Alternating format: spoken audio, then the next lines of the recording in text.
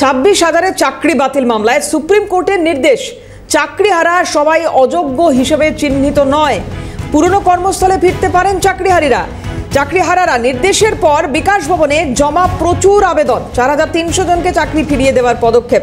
বিকাশ ভবনের তরফে চাকরি ফিরিয়ে দেওয়ার পদক্ষেপ, আবেদনের ভিত্তিতে তালিকা পাঠিয়েছে বিকাশ ভবন। রেশমি দাস আমাদের প্রতিনিধি রয়েছেন টেলিফোনে। রেশমি, চাকরিহারা সবাই অযোগ্য হিসেবে চিহ্নিত নয়, ফলে পুরনো কর্মস্থলে ফিরতে পারেন চাকরিহারারা। কি নির্দেশ আজকে সামনে এলো সুপ্রিম কোর্টের তরফ থেকে এবং কি কি হলো আজকে?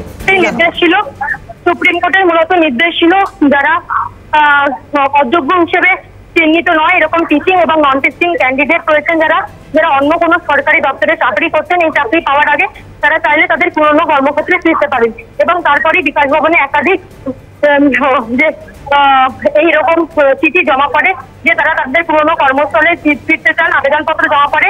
এবং ইতিমধ্যে জানা যাচ্ছে যে সেই প্রক্রিয়া শুরু করে দিয়েছে বিকাশ ভবন এবং সরকার সেই প্রক্রিয়া শুরু করে দিয়েছিল, কিন্তু যে তালিকা, সেই তালিকা ইতিমধ্যে ডিপিএসসি চেয়ারম্যানদের কাছে পাঠিয়েছে, পাশাপাশি মধ্যশিক্ষা পর্ষদের সভাপতির কাছে পাঠানো হয়েছে, মাদ্রাসা সার্ভিস কমিশনে পাঠানো হয়েছে।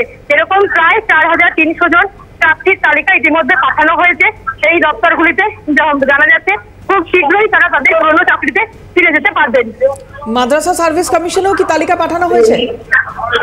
একদম, দেখো, মাদ্রাসা সার্ভিস কমিশনেও কিন্তু সেই তালিকা পাঠানো হয়েছে। কারণ মাদ্রাসা সার্ভিস কমিশনে সেই তালিকা পাঠানোর কারণ অনেকেই রয়েছে যারা মাদ্রাসা বোর্ডে চাকরি করছেন এবং এসএসসিতে চাকরি পাওয়ার পর তারা এসএসসিতে যোগদান করেছিলেন, কিন্তু তারপর এসএসসির এই চাকরি চলে যাওয়ার এই যে ঘটনা, 26,000 চাকরি চলে যাওয়া, অর্থাৎ যারা অযোগ্য হিসেবে চিহ্নিত নয়, অর্থাৎ যারা অযোগ্য হিসেবে চিহ্নিত নয় এরকম যারা প্রার্থীরা রয়েছে তাদের মধ্যে যারা সরকারি দপ্তরে চাকরি করছেন, এরকম যারা প্রাইমারিতে অনেকে চাকরি করছেন, অপরদিকে মাদ্রাসা সার্ভিস কমিশনে অনেকে চাকরি করছেন, এরকম টিচিং নন অনেক স্টাফ যারা শিক্ষকরা রয়েছেন, এরকম 4,300 জনকে তাদের পুরনো চাকরিতে যাতে তারা ফিরে যেতে পারেন সেরকমই তালিকা ইতিমধ্যে পাঠানো হয়েছে এবং মধ্যশিক্ষা পর্ষদকে সেই তালিকা পাঠানো হয়েছে, ডিপিএসসি চেয়ারম্যানদেরকে সেই ইমেলে জানানো হয়েছে, তালিকা পাঠানো হয়েছে এবং মাদ্রাসা বোর্ডকে সেটি পাঠানো হয়েছে।